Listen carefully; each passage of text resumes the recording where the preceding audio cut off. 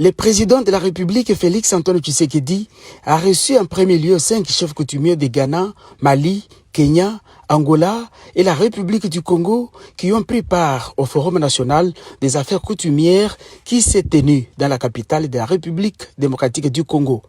Au terme de leur séjour, les chefs traditionnels ont dit leur soutien au chef de l'État dans sa lutte pour la paix totale en RDC. Nous sommes venus remercier avant toute chose notre collègue qui a organisé le forum auquel on vient d'assister, qui s'est très bien passé, ainsi que son ministre de tutelle, qui est notre ministre ici présent, qui nous a accompagnés comme il faut, comme il se doit. Et aussi à la fin, nous sommes venus bien sûr dire au revoir et remercier le chef de l'État qui se bat pour la paix, fait de son mieux pour que le pays aille de l'avant. Et on lui a amené un cadeau spécial du Ghana, dont le léopard est au cœur du tissu qu'on appelle kanté, fait à la main au Ghana, et qui veut dire que le pouvoir coutumier est avec la RDC, sur tout le continent, et que le Ghana doit savoir que nous sommes ensemble. Le président doit être rassuré et être courageux. Voilà grosso modo ce qu'il a dit.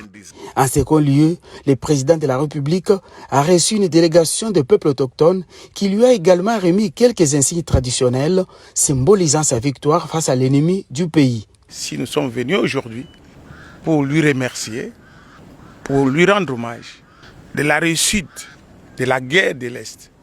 Il vient de gagner une bataille significative et nous lui avons amené l'aigle. L'aigle qui signifie un oiseau qui a la sagesse, qui vole très haut et capable de relever les défis. Nous lui avons amené la lance. Cette lance pour la protection du peuple congolais.